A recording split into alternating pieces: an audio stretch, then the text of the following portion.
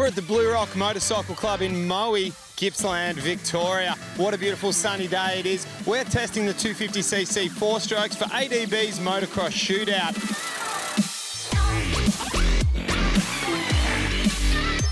We're out here today to give you guys an opportunity to see what the pro rider thinks of each bike. They ride them back to back on the same track in the same conditions, and we have controlled tyres, controlled fuel.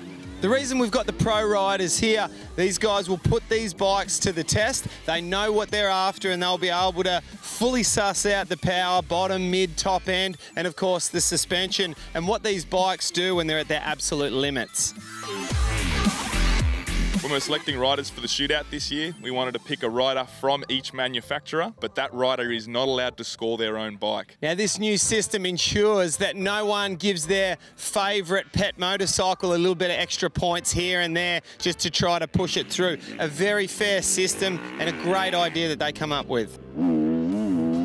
Now, each rider gets approximately 10 to 15 minutes on every bike, but all the manufacturers have their own mechanics sent along, and that way they can tinker and make as many changes as you need to just try to get that bike absolutely spot on. For the riders to have the opportunity to ride all the manufacturers' bikes is pretty special. It gives them a chance to compare perhaps what they're currently riding against the competition, and certainly to get a bit of a head start on what's coming out next year. It's all been pretty good. Made a couple of small changes to the fork and shock just due to the weight of some of the riders. I think these shootouts are really important for the manufacturers and for the magazine, also for the members of the public out there. They get to see what sort of bikes are on offer, the difference in manufacturing styles and engineering that's used. So it's a really good thing. It's a big day on the bikes. You need to make sure that if you haven't spent much time on the motorcycle recently, that you have a lot of hand tape with you, like I have.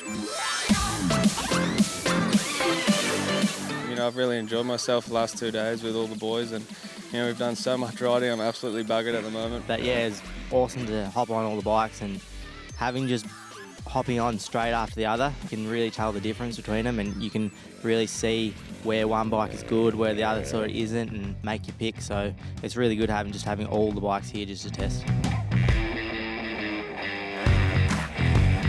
It's so hard to pick a favourite, you know. I think it would be between the Yamaha and KTM. Just the power on them two bikes is insane for a 250F. You know, the Honda has definitely got the best handling. My pick of the bunch would be Suzuki. They're not the most powerful bike, and they're just very easy to turn, and the suspension, their ergos, they suit me a lot, so I like them. I think the Honda for the 250s is really good. The ergos are good, the suspension's good standard. I think they've hit a mark with their new fork. Probably the Kawasaki. Has good power delivery to every part of the rev range, suspension's good stock. That's a really tough one. I love the way the Kawasaki rides, but you can't go past the motor of the Yamaha. That thing is ridiculous. I'm a really big fan of that KX. It's just got so much power right through the range. It really doesn't have any flaws in the power whatsoever. So it's a lot of fun. At the end of the day, the riders all sit down and discuss which bike they thought was better. We then take their scorecard and through an algorithm work out which bike is the best motocross bike of 2015.